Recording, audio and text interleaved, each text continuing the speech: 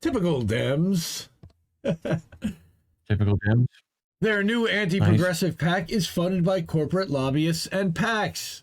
So the PAC is funded by PACs.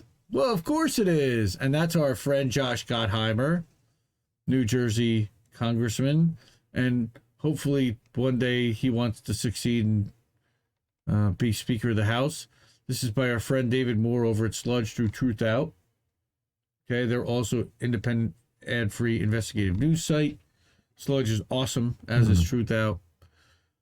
So a PAC formed last year by House Democrats to combat progressive primary challengers has so far relied almost exclusively on corporate PACs and lobbyists for its funding, according to a review of the group's latest FEC disclosure report.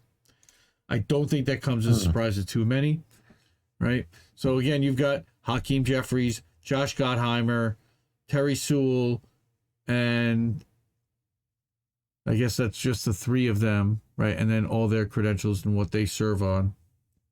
So you've got member of the CBC, former vice chair of the New Democrat, co-chair of the problem solvers, quote unquote, which means that they don't solve problems, they only cause problems. Okay, this is actually more than a Dem Corp, Ed. This is actually a corporate Dem Corp, effectively a right-wing Dem PAC that specifically donates even more money than the regular Democratic Party to defeat progressive candidates and to support more corporate and corporate-friendly candidates. I mean, it's absolutely gross. This is why we can't have nice things. Mm-hmm. You know, again, you've got spent money backing Danny Davis, who's being challenged by Keena Collins, who's a Justice Dem. Okay, again, and I'm not a big fan of electoral politics, but what I do like to do is follow the money. So again, Amy Villela, who I remember from Knock Down the House and from 2018, and it's a tragic story where her daughter actually died. I think it was because she couldn't afford an ambulance, and Medicare for All would absolutely have saved her daughter's life. And she has been a Medicare for All champion, and she ran for office in 2018. I don't believe she re-ran in 2020. I believe she was just an advocate, and she was supportive of Bernie in the primary campaign in 2020, but she is running again in 2022. Again, anybody who's in there that actually would fight for Medicare for All, and as somebody who takes it as personally and goes and visits her daughter's grave, I think that would be a little bit more of a motivating factor than anybody else. But, you know, and again, I'm just glad to see that somebody who's that fierce an advocate is out there running. I wish she wasn't as a Democrat, but that's another story for another day. But here's where that over half the $152,000 it raised in the second half of last year came in largely donations of the maximum $5,000 from Next Energy and Comcast and all the big corporations that want to buy favor with these influential representatives that are part of this PAC. And they want to be able to control the money. They want to wield that power and influence. That is worth as much to them as the money going into their own coffers themselves, of which they also have quite a substantial amount of donations. So this is just another way for these corporations. Again, Next Era Energy.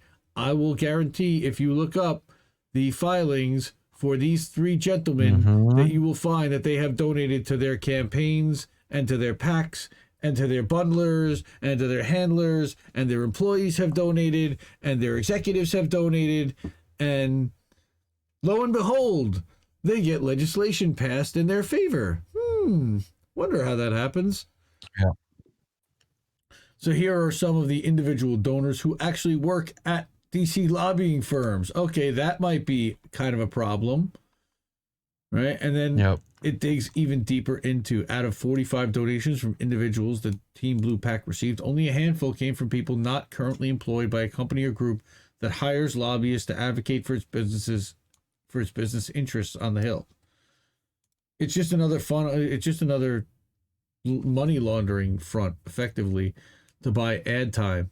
So this is going to media companies. This is going to all their friends and buddies. And then, of course, the consultants get 15%, maybe 10%. Yep. Almost like PACs are bad. It's exhausting. Wow. Almost. A Medicare for all PAC would really be not a good idea. Yeah. That would be bad. That's not a good idea. Not supportive of a Medicare for all PAC, especially a super PAC. Yep. So, again, we are currently sitting at over 100 co-sponsors for a Medicare for all bill that, of course, will never make it to the floor thanks to Nancy and our friends that refuse to not vote for her for speaker, which apparently these morons are going to do again if she wins. I can't imagine that they're going to win.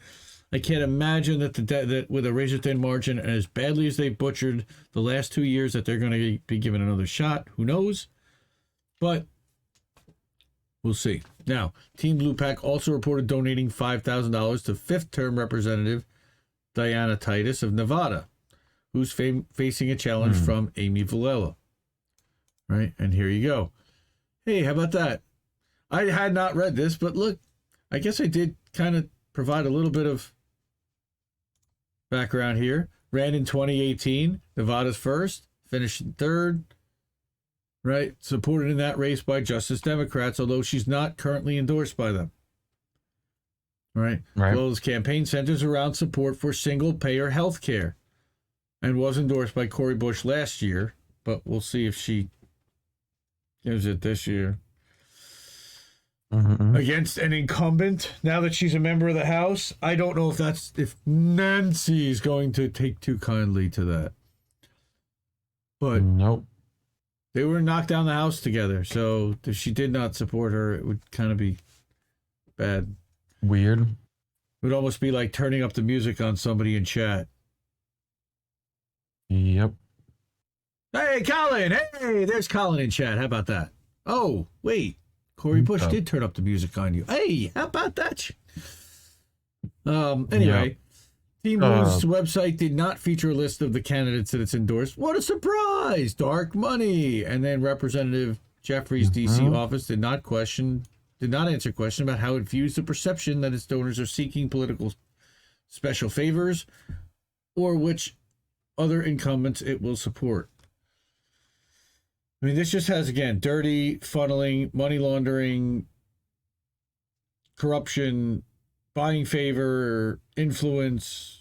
Hey, this is how Washington works. That's what I have written all over. Oh, look at that. There's a dude now. What's up, fam? Yeah. I'll throw that up on mine here. That was on my chat. And you can say, hey, that's where I look at chat. There's our friend, the handsome. You can also deselect. What? FYI on Twitch. We need to what? You can deselect on Twitch. Yes, I know that. Okay. All right. Bye, Colin. Bye, Colin. Bye, Colin. Bye, Colin. Love you, bud. So we need to separate electoral politics from the duopoly. Yes, we do. I would absolutely love to do that. We also need to... In the duopoly? We need to end the duopoly entirely and create a whole new structure, but... That's another story for another day. So let's go back to the doodly-doo. So we...